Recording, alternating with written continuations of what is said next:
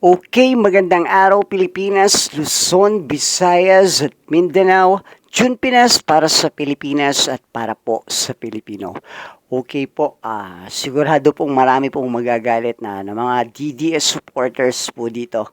Ah, sa balita po na ito or sa post po ni Malu Tikia na wala na daw pong 2028 elections. Okay po, mag-extend daw po ang ating mahal na presidente si President Bongbong Marcos. Okay, ito pong videos na ito ay aking ikiniklaim dito po kay Wonder Vlogcaster. Okay, komentuhan, reaksyonan na po natin itong videos na ito. Okay po, makinig din po kayo mga DDS supporters. Magandang araw mga ka-Wonder. Welcome back sa ating YouTube channel, Wonder Vlogcaster po.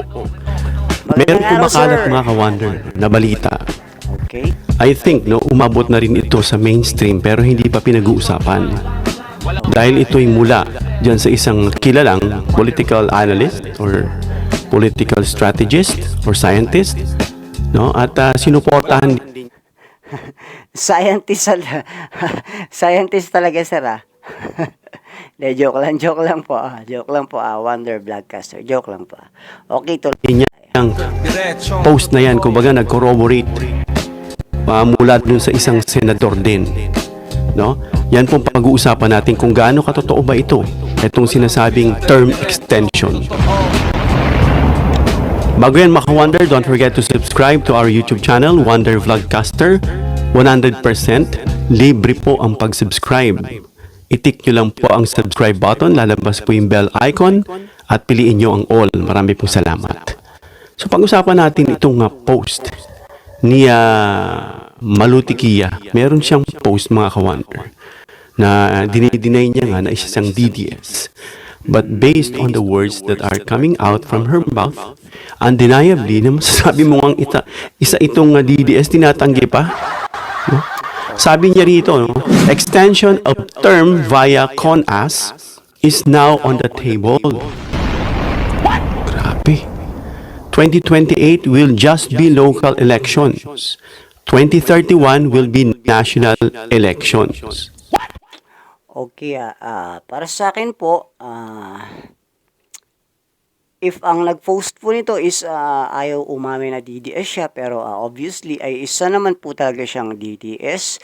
So, hindi po natin alam ang kanyang dahilan dito sa kanyang ipinost about po dito na wala na pong 2028 elections at ito po ay mangyayari na this 2031 ang national election. Okay, paano kung sumakaya ang mga tao? So, ibig sabihin, maraming DDS na manggagalit. Baka yun ang iyong talagang intensyon dito sa post mo na ito. And marami din naman ang matutuwa. Almost 90% ng tao sa Pilipinas ay matutuwa kung totoo yang sinasabi mo, Malu, Tikila, Oink. De, joke lang. Pero totoo, almost 90% ng tao sa Pilipinas ay matutuwa kung ito po ay totoo kasi ma-extend po ang ating Pangulong Bongbong Marcos ng almost, bahala na po kayo magkalkula. Pero matagal-tagal din po yan. At siguro po sa 90% na Filipino people na sumasang-ayon dito ay marami na pong matutulungan at magagawa ang ating Pangulo sa loob po ng mga taon na yan. Okay, tuloy po tayo. Okay. So, kung titignan nyo mga ka-Wonder, itong barangay election, medyo nade-delay. Hindi siya napag-uusapan. Supposed. Oo nga, pansin ko nga po, kasi dito po sa amin, yung barangay elections, like mga kapitan, barangay councilor, parang wala pong nagiging hakbang or wala pong umuugong na usapan yung about po sa mga botohan po sa mga barangay elections. Kasi po pag ganyang buwan po or malapit-lapit na, like sa September na po kasi dapat eh. Pero wala pong parang walang nangyayaring chuchu, mga gano'n. Mga boka-boka o malapit na yung elections or yung paramdam ba, gano'n. Wala nga po. It should happen this coming September, if I'm not mistaken. Pero parang hindi raw yan pinag-uusapan. Pero maaaring yung barangay election is talagang hindi po ma-extend or matuloy or ma-extend po yung barangay elections kasi natural talagang parang naging ano na po ito. Dapat nga po nung last year pa po ito natuloy, di ba? Pero na-extend po. Pero yung national hindi po natin sigurado, pero kung para sa atin, di ba? Much better nga, di ba? Na mas matuloy nga or maging totoo itong post ni Malotikila, pangalan po nito, Malutikila. Malutikia. Ito po yata yung kaboses ni Damulag. Di po ba? Kung di po ako nagkakamali. Well, tuloy po tayo. Okay po, tuloy po tayo, Wonder Black. Ito kaya ay may kinalaman dito sa sinasabing extension of term? Ang mga sinasabing extension of term dito ay yung extension ng termino nitong mga Congress, namely itong congressman at itong mga senador. At hindi lang yan, kasama rin sa extension of term ay si PBBM na madadagdagan siya ng 3 years, mga ka-wonder. Deserve naman po ng ating, para sa akin, deserve naman ng ating Pangulo na ma-extend kasi sa totoo lang, wala na tayong plastikan. Marami talagang nagawa at natulungan itong si PBBM. Para sa akin, meron din naman siyang hindi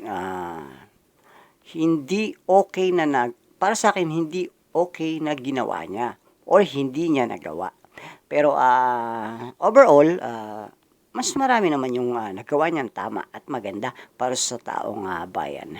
Kaya para sa akin, deserve niyang ma-extend or sabihin na lang natin ma-extend pa po yung kabutihan kung ikukumpara po sa dati pong nakaraang administrasyon na ang sabi po nila ay ligtas daw po. Pero ewan ko lang.